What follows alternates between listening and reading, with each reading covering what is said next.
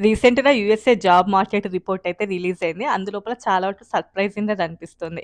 ఏంటి అంటే 1,52,000 వరకు జాబ్స్ యాడ్ అయ్యాయి అని చెప్పి. యాక్చువల్‌గా క్రిటిక్స్ వాళ్ళు ఏంటంటే ఒక 50,000 వరకు జాబ్స్ యాడ్ అయ్యేటటువంటి ఛాన్సెస్ ఉన్నాయి.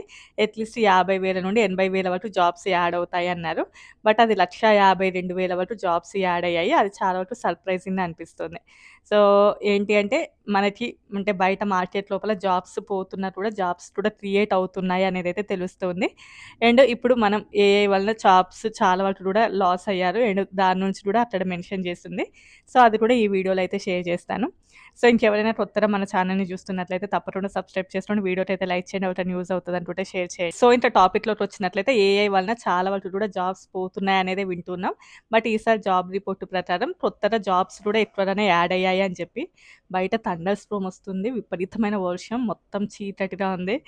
నా కాన్సంట్రేషన్ మొత్తం అటెళ్ళిపోతోంది. Oh my God!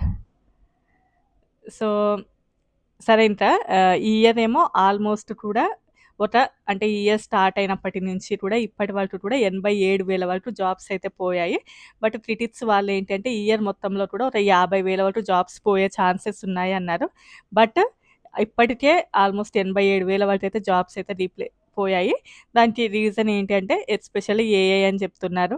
అంటే ఏఐ ఇన్‌ఫ్రాస్ట్రక్చర్ బిల్డ్ చేసుకోవడం కానియండి, లేకపోతే ఏఐతో రీప్లేస్‌మెంట్ కానియండి, వాటెవర్ ఇట్ ఈస్ అసలు నిజంగా ఏఐ అయినా ఇంకేదైనా అది పక్కన పెడితే జాబ్స్ పోతున్నాయి. దానికి రీజన్ ఏంటంటే ఏఐ అని చెప్తూ ఉన్నారు. జాబ్ రిపోర్ట్‌లో అయితే ఏఐ వలనైతే జాబ్స్ పోతున్నాయి అనేది అంటే కన్సిస్టెంట్‌గా ఎవ్రీ మంత్ కూడా ఏఐ వలనైతే జాబ్స్ అయితే పోతూ ఉన్నాయి. మనం ఇప్పటి వరకు ఓన్లీ కూడా ఏవైతే పెద్ద పెద్ద కంపెనీస్ ఉన్నాయో వాటి గురించి ఎక్కువగా లే ఆఫ్స్ గురించి మాట్లాడుకుంటూ ఉంటాం.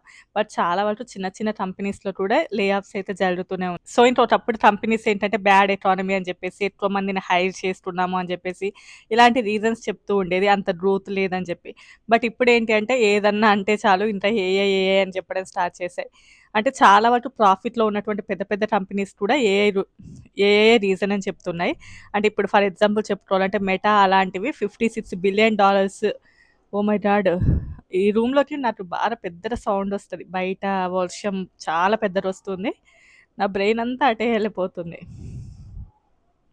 సో, $56 బిలియన్ వరకు కూడా ప్రాఫిట్‌లో ఉన్నా కూడా ఫస్ట్ ఈ 6 మంత్స్‌లోనే అందులోపల నుంచి చాలా మందిని లే ఆఫ్ చేయడం.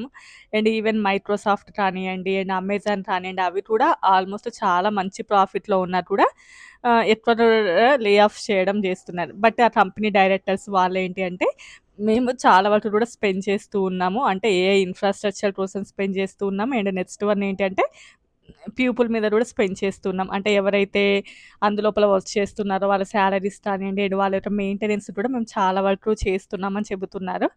అండ్ ఇంకా ఈవెన్ గవర్నమెంట్ వాటికి కూడా ఏంటంటే కొంచెం ప్రెషర్ ఉంటాయి కంపెనీస్ మీద. అంటే ఇప్పుడు ఆల్మోస్ట్ అంతా కూడా ఏఐ అయింది కాబట్టి ఏఐని చాలా వరకు బిల్డ్ చేయాలి అని చెప్పేసి. బట్ ఇక్కడ ఏంటి అంటే ఇప్పుడు కంపెనీస్ కంటే కూడా ఎవరైతే పీపుల్ అందులోపల వర్క్ చేస్తూ ఉంటారో వాళ్ళే పెద్ద మొత్తం లోపల టాక్సెస్ పే చేస్తూ ఉంటారు. ఈవెన్ గవర్నమెంట్‌కి కూడా ఏంటంటే పీపుల్ వర్క్ చేస్తేనే ఎక్కువ టాక్సెస్ వస్తూ ఉంటాయి. సో, ఎక్కువగా జాబ్స్ క్రియేట్ అవుతేనే అది గవర్నమెంట్‌కి కూడా చాలా వరకు లాభం ఉంటది. అండ్ వర్కర్స్‌నైతే ఏఐ కోసం రీప్లేస్ చేయట్లే. బట్ ఏఐని ఇన్‌ఫ్రాస్ట్రక్చర్ బిల్డ్ చేసుకోవడం కోసం దాని మీద ఎక్కువ కంపెనీస్ అయితే స్పెండ్ చేస్తున్నాయని చెప్పి. అండ్ రీసెంట్ టైమ్ లోపల ఏఐ వాషింగ్ అని కూడా స్టార్ట్ చేశారు.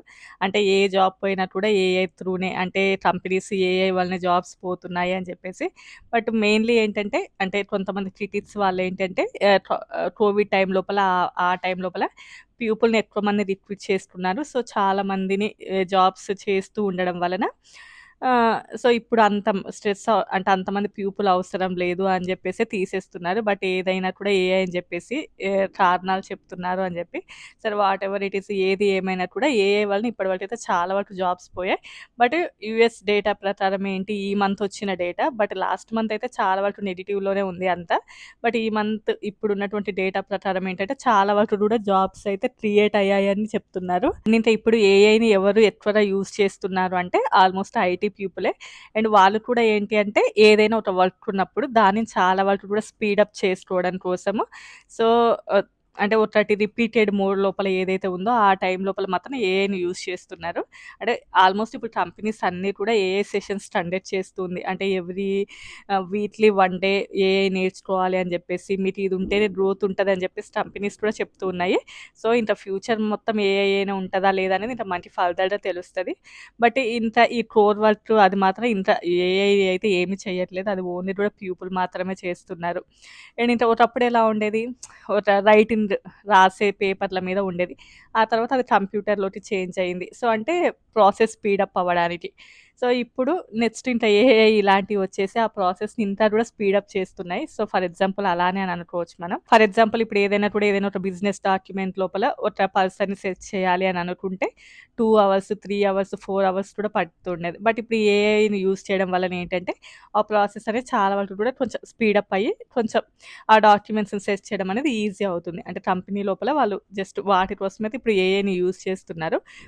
బట్ కోర్ వర్క్ దానికోసం అయితే ఇంకా ఏఐ అయితే ఏమి కూడా చేయలేకపోతుంది అవి. మేబీ ఇంకా ఫ్యూచర్ లోపల ఎలా ఉంటదనేది తెలుస్తది. బట్ ఇది ప్రెజెంట్ కొంచెం చాలా వరకు కూడా సర్ప్రైజింగ్ న్యూసే. అంటే అన్ని జాబ్స్ క్రియేట్ అయ్యాయి అని అనుకోవడం. అండ్ మాకు తెలిసిన వాళ్ళకి కూడా అంటే ఇప్పుడు మన డేటా ప్రకారం ఏదైనా వీడియోస్‌లో చెప్తూ ఉంటాం కానియండి. స్టూడెంట్స్‌కి కానియండి, ఈవెన్ తెలిసిన వాళ్ళు జాబ్స్ చేంజ్ అయ్యే రైట్స్ ఉన్న వాళ్ళు జాబ్స్ చేంజ్ అవ్వడం కానియండి, ఇవన్నీ కూడా జరుగుతూనే ఉన్నాయి. బట్ ఇంకా మనం డేటా ప్రకారం వెళ్తాం ఏ టాపిక్ అయినా కాబట్టి. సో, అవి చెప్తున్నాం. బట్ మన రియాలిటీ లైఫ్ లోపల మాత్రం చాలా మందికి జాబ్స్ అయితే వస్తూనే ఉన్నాయి. మంచి మంచి ప్యాకేజెస్ ఒకప్పుడు 98 అంత ప్యాకేజ్ తీసుకున్న వాళ్ళు ఇప్పుడు 170 ప్యాకేజ్. సో, ఒకప్పుడు ఇక్కడ వర్క్ చేసిన వాళ్ళు ఇప్పుడు ఫ్లోరిడాలో అక్కడే వచ్చింది వాళ్ళ జాబ్ అటెళ్ళిపోయారు. So, they are very happy. అట్లా అంటే మనకి ఉండాలి కదా! ఆ వీసా ఉంటే మనము చేసుకోవచ్చు. లేదు అంటే ఏముంది ఇంక వచ్చిన సాలరీస్ తోటే ఉన్నన్ని రోజులు ఉండి ఎళ్ళిపోవాల్సిందుంటది. ఏదైనా కూడా రాసి పెట్టుండాలంతే. సో, మీ యొక్క ఒపీనియన్ ఏంటి? జాబ్స్ గురించి అనేది కూడా కామెంట్ చేయండి. ఈరోజు ఆ వర్షం వలన నా బ్రెయిన్ అంతా అటే ఎళ్ళిపోతుంది.